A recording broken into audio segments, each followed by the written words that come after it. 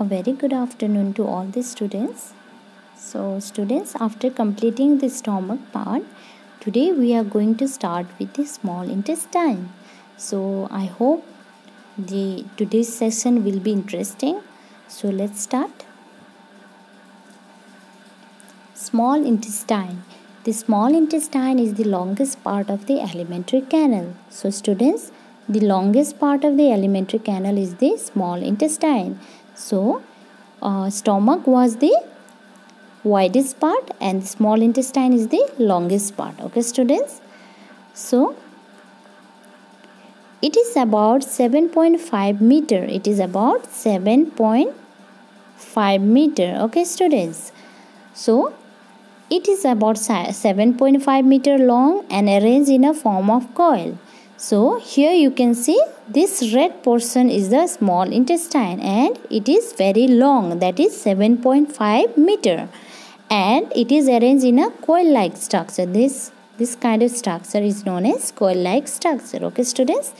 So here you see this is the pharynx, this is tongue, this is tongue, this is oral cavity, this is liver, and this is gallbladder, this is the common bile duct, this is pancreas.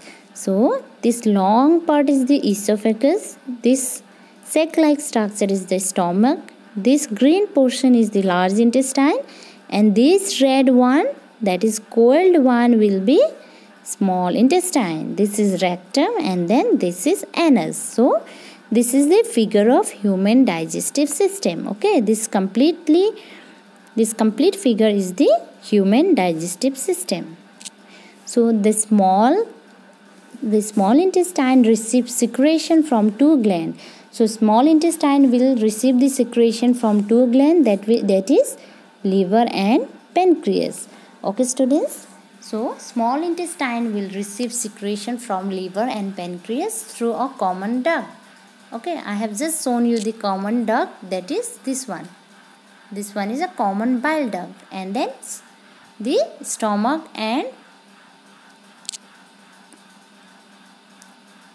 the liver and pancreas. This liver and this pancreas will receive a secretion from a common bile duct. Okay students, this is a common bile duct. This pancreas and this liver will receive a secretion from here.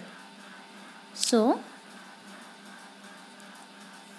the wall of the small intestine also secrete digestive juice called the intestinal juice. So the wall of the small intestine also secrete digestive juice, that is called intestinal juice. Okay students.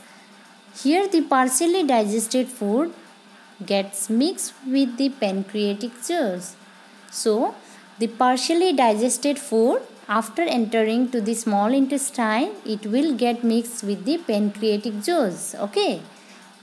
So the juice that are secreted by the pancreas are known as pancreatic juice, bile juice and the intestinal juice. So the food will get mixed with all this kind of juices. Okay.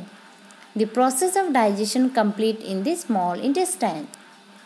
So students, here in small intestine, the process of digestion will complete.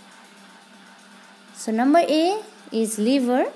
The liver is a reddish brown gland situated in the upper part of the abdomen on the right side. Okay. So liver is the reddish brown gland. The color of the liver is reddish brown. So it is situated in the upper part of the abdomen on the right hand side. Okay, on the right side of the abdomen. It is the largest gland in the body. So students, this is very important. You should just keep in mind. What is the largest gland in the body? That is liver. It secretes juice that is stored in the sac called the gallbladder. So liver will secrete a bile juice. Okay. If I ask you the juice that is secreted by liver, you will have to say it's a bile juice. And then it is stored in the gallbladder. After secretion, what happens? The bile juice will get stored in the gallbladder. So gallbladder is located near the liver. Okay, students. Bile juice help in the digestion of food. So the work of bile juice is to digest the fats. Sorry, not food but fats. Okay, students. So bile will help in digestion of fats. Fat also presents as big droplet in the food, because of which they cannot be digested easily. So we all know that fats are undigestible easily. Okay, they cannot be digested easily because they are present in a big droplet. Okay, big droplet, so they cannot be digested easily. So bile juice break these big droplets of fat into small droplets and make their digestion and absorption easier. So the another most important work of bile juice is that it will help to break down the big droplet of fat into small droplets, and then it is easier to have digestion and then absorption of those fats easily. Okay, students. So number B, you see, that is pancreas. The pancreas is a large creamy color gland located just below the stomach. So I have just shown you the structure. The pancreas is situated just below the stomach, and the color of the pancreas is the creamy color. Okay, it will be of cream color. It secretes pancreatic juice and release it into the intestine. The work of the pancreas is to secrete the pancreatic juice. Pancreas will secrete pancreatic juice and then release it into the intestine. Okay, students. The pancreatic juice act on carbohydrate and protein and change them into simpler form.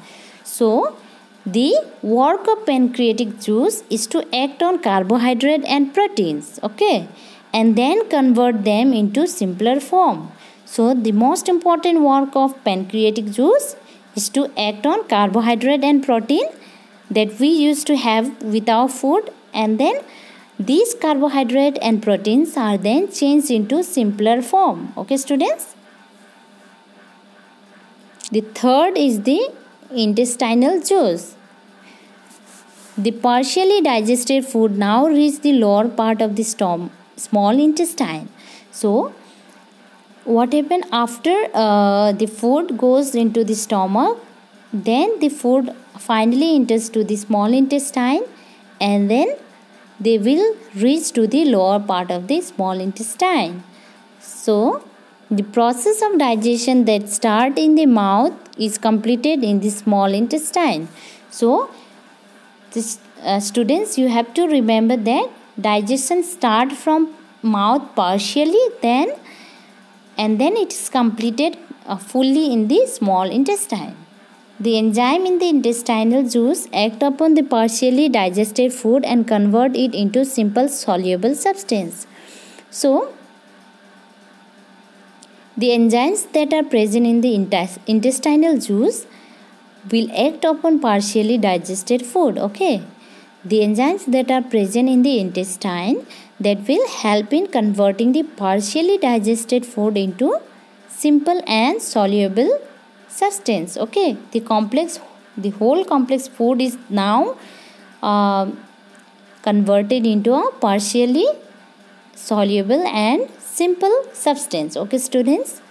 So as a result, what happened? The carbohydrate get broken down into glucose. So after the acting of all the enzymes, the carbohydrate finally get broken down into glucose. The fat get broken down into fatty acid and glycerol. Okay, students. After the acting of certain enzymes and intestinal juice, what happened? The carbohydrate get broke down into glucose. The fat will get broken down into fatty acid and glycerol, and then the protein get broken down into amino acid. Okay, students, you have to remember this. This is very important. Carbohydrate broken down into glucose, fat broken down into fatty acid and glycerol, and then protein broken down into amino acid. So here is the equation shown over here. Carbohydrate partially digested, it will get converted into glucose in the intestinal, in presence of intestinal juice in the small intestine.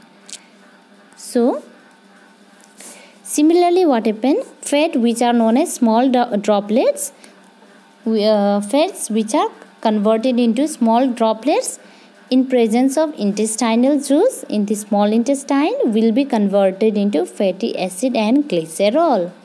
And proteins that are partially digested by the intestinal juice in small intestine will get converted into amino acid. Okay, students. So it is very important to know all this equation. Go through the equation very clearly. If you have any problem, you can ask me. Okay. So thank you so much. That's all for today.